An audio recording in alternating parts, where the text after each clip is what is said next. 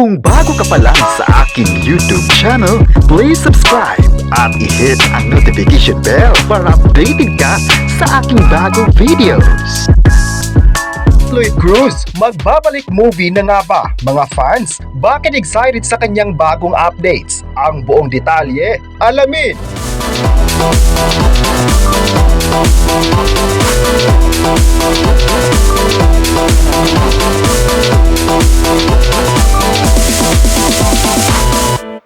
Tuwang-tuwa at unti-unti nang nabubuhayan ng loob ang mga fans ni John Lloyd Cruz sa online world.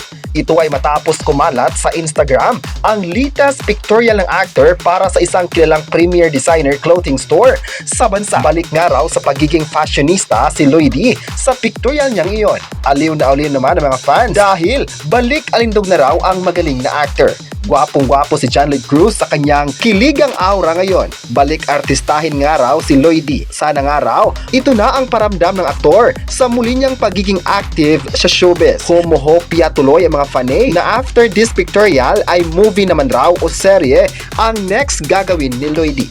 Mukhang sabik na silang makitang umarte ulit ang isa sa pinakamagaling na aktor sa kanyang henerasyon.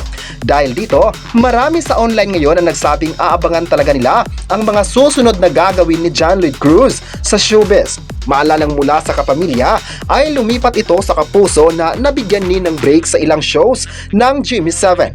Di may tatanggi na hanggang ngayon, paborito pa rin ng mga tao si Lloydie kaya ang pagbabalik niya talaga ay biglang nag-trending sa X. Marami naman na nagsabing sana marami pang gagawin ng actor na talagang ikakagulat ng mga fans. May nagsabi naman na hoping talaga sila sa mga updates na gagawin pa ni John Lloyd Cruz dahil excited sila sa mga future projects nito sa Kapuso Network.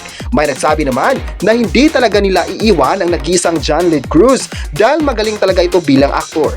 Marami nang napatunayan na nag-iisang Lloydie at lahat ng kanyang mga proyekto ay nagmarka talaga sa mga fans at viewers. May nagsabi naman na sana babalik na si Lloydie sa bakuran ng ABS-CBN dahil alam nilang marami pa talagang maibibigay na proyekto ang Kapamilya Network sa kanya. Pero sa Kapuso naman ay meron namang exposure pero nasanay na ang mga tao na halos ilang taon ay ABS-CBN talaga ang nag-aalaga sa kanya. Pero may netizen naman na nagsabing masaya sila sa mga susunod na proyekto ni Lloydie lalo pa ngayon na balik aktibo na siya sa showbiz. Sana raw ay ito na ang pagkakataon na makikita muli ang actor sa mga serye o movies. Kahit anong network pa raw na mapapanood ng actor ay talagang susuportahan nila ito. Masaya naman talaga ang lahat na sa wakas mas pinili pa rin ng actor na magbalik sa showbiz dahil na-miss talaga ng mga tao siya.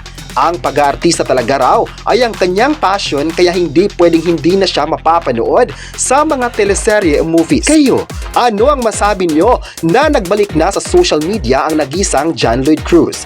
I-comment na kung gusto mo ba siyang bumalik sa paggawa ng teleserye at movies at huwag kalimutang i-subscribe ang ating YouTube channel.